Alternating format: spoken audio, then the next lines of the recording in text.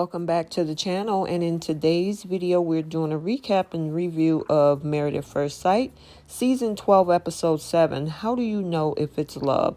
Chris and Paige. So if you're new here, hit that subscribe button. Also turn on your notifications. If you like the video, smash the like button, and also feel free to drop a comment down in the comment section below, because I like to engage with my viewers and subscribers. So without further ado, let's jump into this video. So now we're at day 7, which is the last day of the honeymoon in Vegas, and all of the couples are flying back home.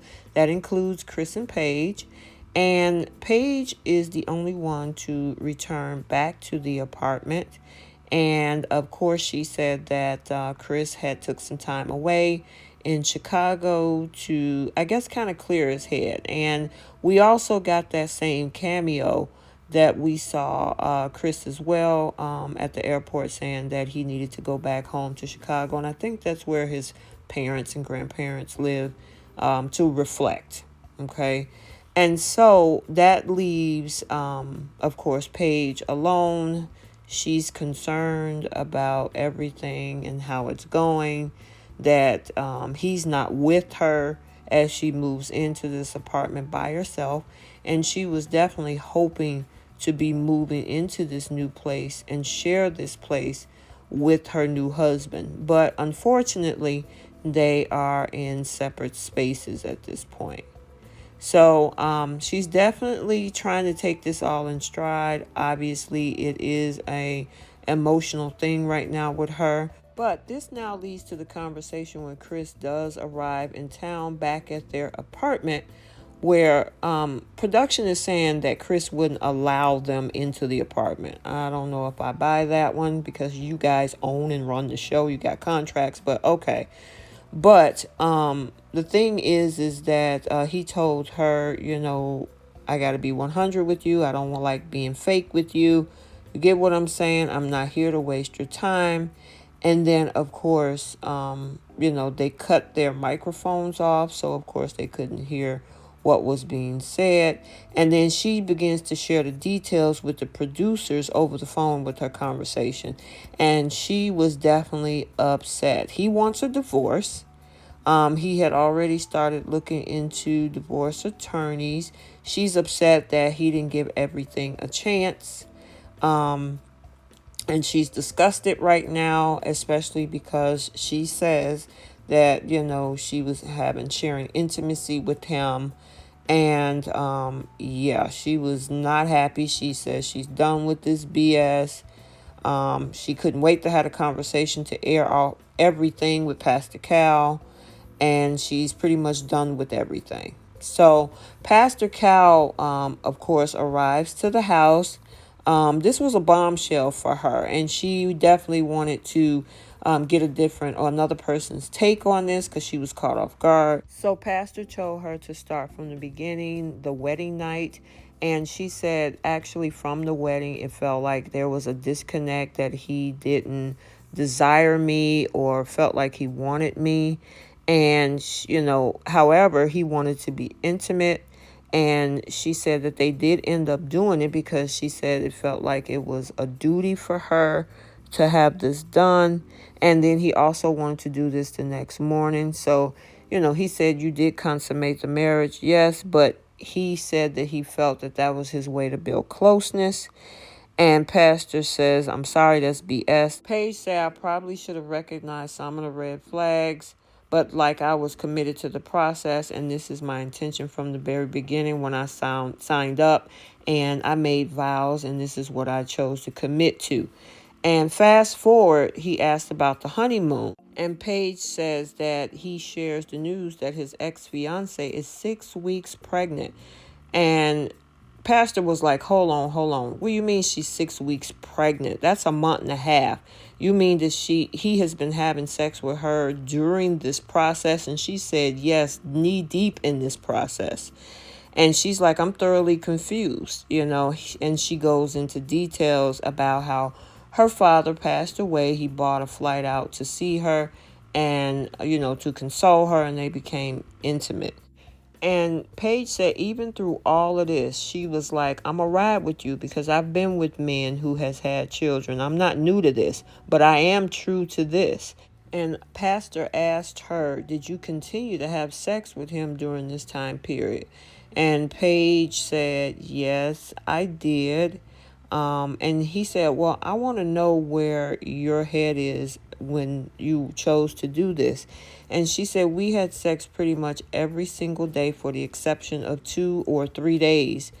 And he said, were you protected? She said, no, not ever. And he was like, oh my goodness, Paige, Paige, Paige. And then she talked about the conversation of a honeymoon baby. And Pastor said, yeah, but I mean, you don't even know if you're pregnant now. And of course, Chris is coming down the hallway. And Paige says, no, I have received my period right now. And she was like, thank God, because I've really been stressed about this. And she said, well, that's done. And they agreed upon that. And then Pastor asked, what happened when you guys got back to Atlanta? And, she said that he told her off the record that him and the mother of his child is going to move forward, that he's still in love with her, and we're going to try to make this work. And as all of this is happening, Chris comes in the door. He speaks to everybody and, they're looking shocked. Of course, Pastor Cal is looking very disappointed. And he, speaks to Pastor, asking him how he's doing. And Pastor tells him, hey, I've had a conversation with Paige, and she shared a lot with me about what's happening. Tell me what's going on. So Chris said, well, I found out last week that my fiance was pregnant, and it has been a roller coaster of emotions for the last, 7+ days. And Pastor said, are you sure she's pregnant? And Chris said, I seen a pregnancy test. She then also went off to the doctor's office and stuff. And, Pastor said, well, from what I understand, you want to be with her. And he said, for me, it's a thing of, me having an issue with somebody else raising my kid. And Pastor was like, well, wait a minute. It's one thing to have, you can still raise your kid, but why are you choosing to be with the mother? And he, said, well, with this whole process of it all, it was just a thing that maybe I'm still in love with her. So I think it's best for us to separate and get a divorce. And of course, Pastor Cal definitely did not want to hear that. And, Pastor had said to Chris, hey, I don't know anything about your ex, but you broke up with her. And obviously there was a reason that you broke up. And Chris was like, yeah. And he says now, that has changed. And, the reason for that is invalid. And Chris said, well, I really haven't gotten that far. And Paige was asked by Pastor, how do you feel about all this? And she said, I feel like I got the short end of the stick of this whole situation. Chris shakes his head and looked confused. And she said, I had, intentions before this process. I let y'all know where my head was. And Chris, with everything emotionally, you dragged me on this roller coaster of being hot and cold. And I didn't know where you are. And I was direct with you, Chris said, very direct with the producers. And Pastor was like, when you told her that you wanted to make it work, and then you said you didn't want to make this work. And Chris was like, well, I didn't drag her. And Pastor Cal was like, I mean, you got to see this from her perspective, too. This woman has not felt admired or desired except the sex that you were having. And I don't understand why there was sex if there was no attraction, he was asking. And he said, that's not a rhetorical question. Chris said, I'd rather not answer. I don't want to be disrespectful. And Pastor asked Chris again, I mean, are you saying that she wanted it? And then again, Chris said he does not want to talk about it, okay? And Pastor said, come on, man, I thought this is what you wanted. And Chris said, no, I did. And so Pastor was like, well, I just don't understand that you have a ride or die woman. And of course, Chris has said he agreed 100%. Why is this happening? And he said it's the best for the both of us that we get a divorce. So, of course, we see Pastor leave. And Pastor was like, normally I work hard for couples to stay together, but not this one. This is where it changes. So after Pastor leave, Chris says, I can't apologize enough for everything I put you through that has happened, and I just hope you don't hate me. And he comes over after all of that and whispers to something in her ear, which we didn't hear, and her whole demeanor changed. She's smiling, she's starry-eyed, and what he tells her is the fact that he has a fear of falling in love with her. And clearly, it definitely changed the temperature with her. You can tell her demeanor changed. You can tell everything that she talked about with the pastor and everything she said to producers earlier.